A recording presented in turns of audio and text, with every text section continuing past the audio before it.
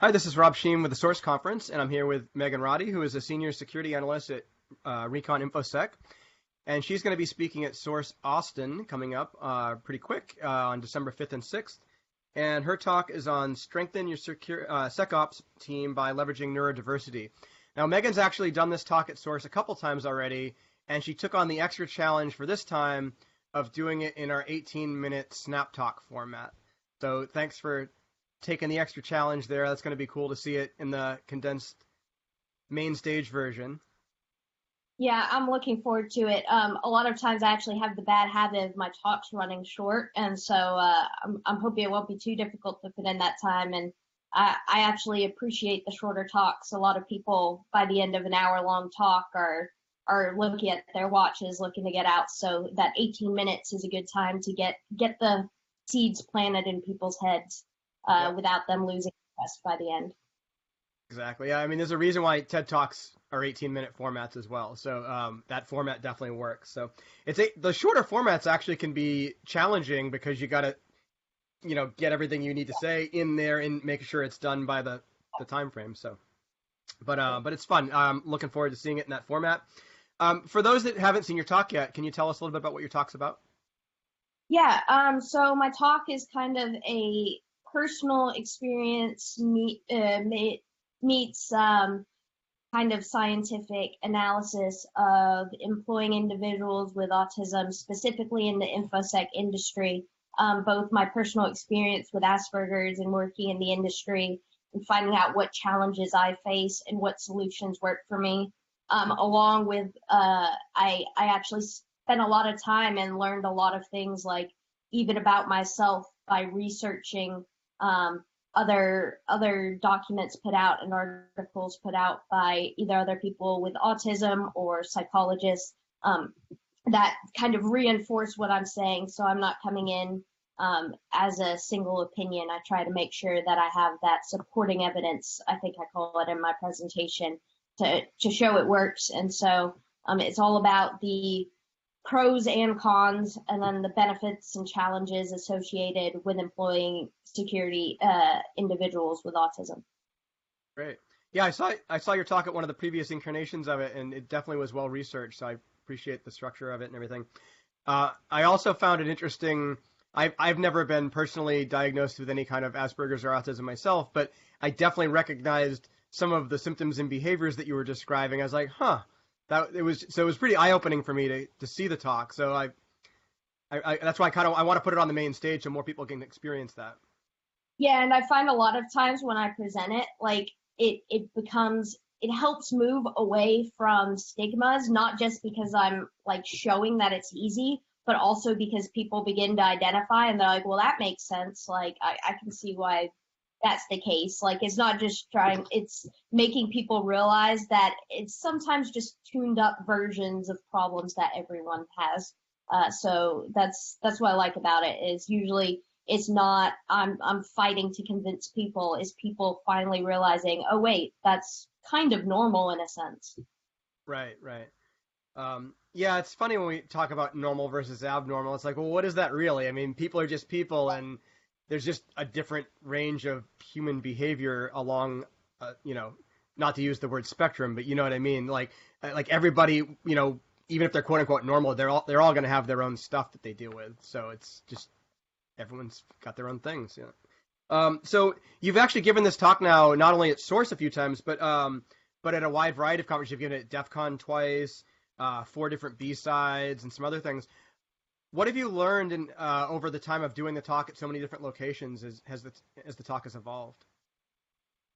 Um, I'm very judgmental of myself, so I usually cringe at the videos, so I find it hard to watch myself speak. I definitely have gotten a lot of feedback from other autistic individuals, that kind of gives me additional points of view, so that's helped expand it. Having people say like, "Oh, I can identify with that. You should also mention this," and then also the my favorite part that about giving the talk over time and being able to improve it is the questions I get from the audience. That is a lot of what shapes how the next talk goes, because if I'm getting the same question 50 times, like clearly it's something that people want to know. So probably the biggest thing that affects my future talks is the audience's questions and feedback. Great. That's awesome. Um, a lot of infosec people have been said to, have varying degrees of high functioning autism or Asperger's, and I've, definitely had run into more than a few in my experience over the years. What would some advice you would give to some folks that are struggling with that haven't kind of figured out how to, um, manage it as well? Uh, Communication with your managers and coworkers is a key thing.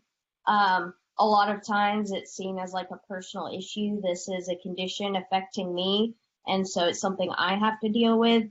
But it's all about the communication with your managers and your coworkers is an important thing. Don't keep it to yourself. Work on it with them, because in the long run, that communication with them will improve your work experience if there's something you need changed, and then you'll be a more effective and productive employee. So recognizing that often the solution will need to involve communication with your work colleagues, as opposed to seeing as a personal problem that only you can solve all alone. Right. Great. So I think I remember from one of your talks, talking about not just how it affects you at the workplace, but also when you're applying for jobs and interviewing. Are there any specific strategies that people could, or issues that people have when they're interviewing, they might be able to deal with? My ideal answer is the one that isn't, not that I understand why, but the industry is not going to do, because people don't like to change, or at least not for the time being. Really, I think it's the interviewers and the interview process is what needs to change. So it's for us, it's more accepting that interview processes are the way they are and they're not designed for us, and doing our best, kind of mentally preparing for what you're going to experience going into interviews. And I think it's difficult to find a solution on our end. I think the solution will come in on the interviewer's end when things are changed. So what are some key things there that you struggle with in those situations? So a lot of individuals with autism, the fact that they go into, so interviews themselves are a social process. It's a social interaction with an interviewer or an interview board. It's a bombardment of questions ranging from things like, what are your weaknesses? Like subjective questions like that. And then just a quiz, a barrage of trivia questions. And especially when you're the part of the thing that's wrong with the interview process is individuals who are applying for jobs where their intent is to work in a environment where most of their work is done behind a computer screen, working on a computer, as opposed to heavy social interaction, like that. You're not a customer service agent or a sales agent. Like the importance for the job is the technical skills, not the social skills, but you're being put in an environment where your social skills are going to have a huge factor in whether you get the job or not, just because naturally your behavior in the room and those interactions are going to affect what people are thinking. Right. So what would you recommend if you could kind of wave a magic wand and have the interviewers change their process in some fashion? What's one thing you would have them do dramatically differently? So a technical hands-on interview, just give them the work they would do if they got the job, because that's how they really get proof to you they can do the job, is essentially by doing the job. I have had people who have moved towards that, and I knew someone who had the experience where they hired a person. They answered all the trivia questions on the interview great, and then the second they were put behind a keyboard, it's like it was a different person. They had no idea what they were doing. And so they've moved towards technical interviews where And this is like a network security, network architecture side of things. So it's like, okay, here's a test lab firewall. Go configure it to allow this traffic. Or here's a whiteboard. Diagram out what is considered a secure deployment type thing. So rather than trivia questions, which won't help you any day in a hands-on job, or get them to do the job, watch from a distance. Like, a barrage of questions is not what they're going to experience in their job. So a barrage of trivia questions is not going to prove their capabilities in a role. Right. That's why I do basically, technical interviews as opposed to interview questions, traditional interviews.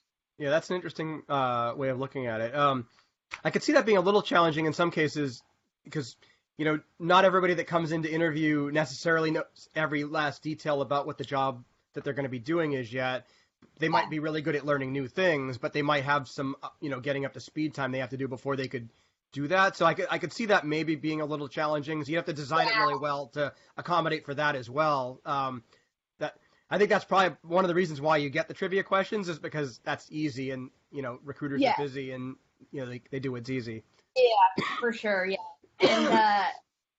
And there's definitely probably not a perfect solution, but right now the interview process is geared towards people who can spew out trivia answers. And a lot of times that does not reflect skill. I mean, I went to university for 7 years, and everything I've learned has been through hands-on work with stuff. My ability to memorize answers in school and turn in assignments did nothing for me in the long run. I can answer all the questions, but the first time I was put behind a keyboard to do cybersecurity work, I didn't know what I was doing. So, I just think there needs to be a better method. Maybe it's a combination interview, technical and question-based, but making sure that you're not designing an interview that requires a certain personality or mindset. Right. I could see maybe having it be something like a lab that they walk through where there's, the answers are findable in the lab and you can basically observe how well they work through it. And if someone blows through it in 10 minutes, and somebody else takes 2 hours, that's going to show a different level of technical capability there. Yeah. So that might be a way. On like the core skills like cybersecurity analysts, maybe you're not testing their knowledge of specific devices or controls, but you're testing their analytical skills. Give them a set of logs, get them to find something that doesn't align with everything else. Because those core logic skills and investigation skills are the types of things you should be looking for. Yeah, when I interview people, I'm always, trying to find the people that can think and logic their way through problems. Like to me, that's how you really solve things. And that's in the real world how we, half the things I've had to solve in my life, I wasn't trained on. I just had to figure it out. And, so I look for people that have similar kinds of capabilities and abilities to do that. Every time I'm on an interview board, if there's a hard question, I'm way more likely to go with you if you speak your way. We see you thinking, you're saying, okay, well, this and this and this. And you get there and you don't get the right answer, but I could tell you had a thought process to get you to your answer. Than if you just say, I don't know. Like, I'm going to respect you a lot more for taking the time and trying and showing me your thought process than just saying, I don't know, and moving on. That said, I would take an I don't know over a made-up BS answer any day of the week. Yes. I actually have huge respect for people that are willing to say I don't know in an interview if they really don't know versus just, making something up. But, like, I get the wanting the thought process. That's awesome. Yeah. But, God help you if you ever in an interview with me and you start making stuff up. That's like end of interview pretty much right there. So, all right, cool. So what's one thing you'd like people to know that don't have autism to know about autism?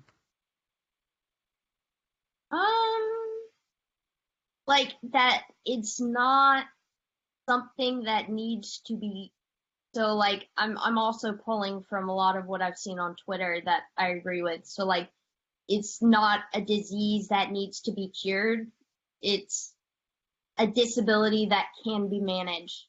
and that there are benefits associated with. Just because it's called a disability doesn't mean there aren't positive side effects. Yeah, I mean, I actually don't even like that it's called a disability because, some people I've known that are on various levels of the spectrum, they all have their own Yeah. superpowers. So like, what are some of the things that people should know that like tend to be advantages?